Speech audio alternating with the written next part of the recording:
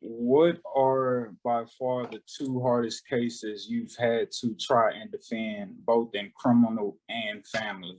I don't know if you have to defend something in family, but you Yeah, know what I mean. yeah, yeah. So I'll start with criminal. I had a young girl. She had just finished college. She was dating this guy, and the guy was selling drugs, but she wasn't. But she was around because that was her boo.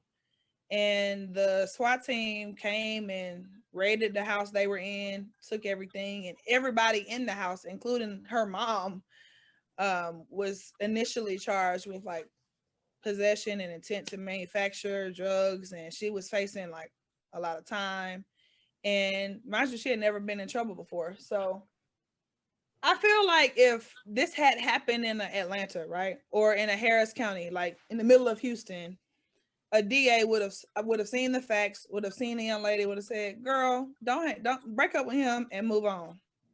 This happened in a small, predominantly white county. I won't say the county's name.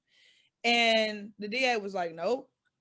Can you get her to sit in jail? I'm not dismissing anything." I mean, she knew about it, so no, because I want everybody to go to jail for this. I want everybody involved to go to jail. And I'm like, "Are you serious right now?" So that was pretty tough trying to work with the DA to get him to dismiss that for her because she was trying to start her own daycare. She had a 2-year-old son. She was gonna have to be away from him. I mean, it was really like gut wrenching, but that was probably the hardest criminal case so far. I have a current case. I won't talk about this. That's dealing with people from Atlanta in Texas. That's that's pretty difficult too. And it's just like I feel like the system doesn't care if you're a male, female. They don't care. Like it's everybody can get it. So it's good to be at the right place at the right time, have legal representation, and have a good support system.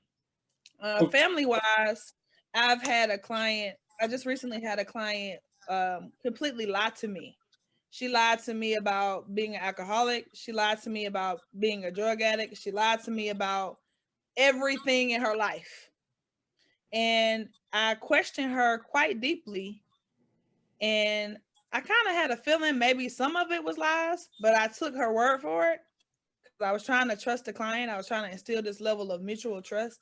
But when it came time for court, all the lies came out.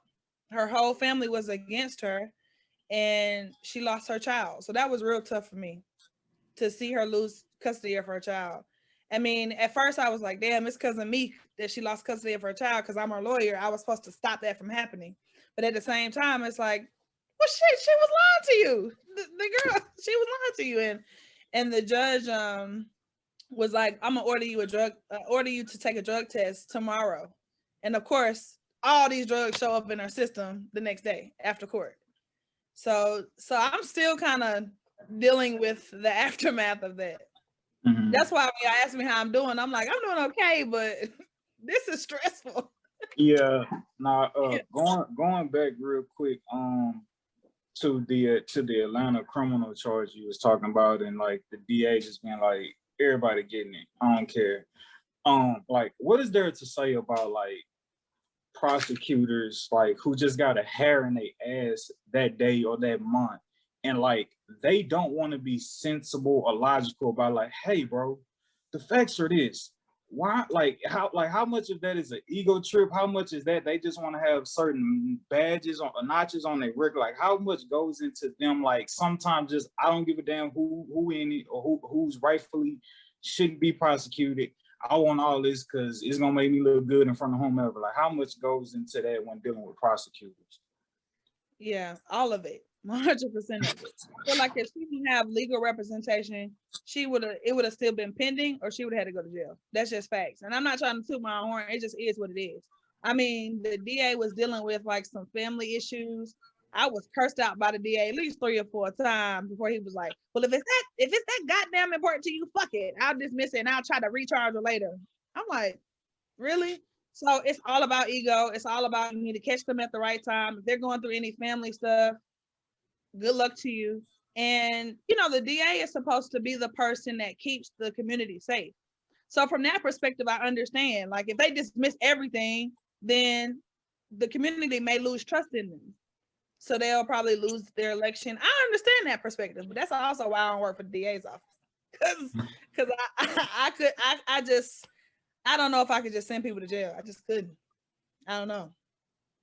How do you how do you measure like wins and losses, right? I think I heard Nipsey Hussle say this in a song. It's like sometimes if you get caught with your hand in the cookie jar, bro, if you get a date, just meaning like you get to still come home one day and still got your life to be able to try to rebuild, like consider that a win. So this 10 years and you get caught with a charge at 25 and you got to serve 10. My brother, that's a win. Count your blessings, keep it moving, right? Obviously, that's that's up to whoever want to perceive it that way. But for you personally, defending people, how do you like? What is a win considered to you? Is it like somebody completely avoiding jail, or is it like, all right, bro or girl, you got to serve time, but I can get it this low?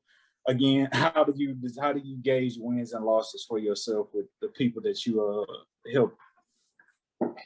Hard question, because I think I'm a naturally competitive person, so it's a little ego for me too. And I think if I feel like I want the DA to be able to prove it, and if you can't prove it beyond a reasonable doubt, I want it dismissed. So if it's not a flat out dismissal, I don't see it as a win or a no bill, which I guess we could talk about the difference between no bill and dismissal later. But if it's not getting completely thrown out, I don't see it as a complete win. So I mean, but I'm also very green. I'm also very new to the practice of law. So I feel like as I get more clients that are like facing maybe murder charges or drug charges and they actually did something, it's like, come on. Like if you only got to do a month or two compared to 10 years, that's a win. Right. So I haven't experienced that yet.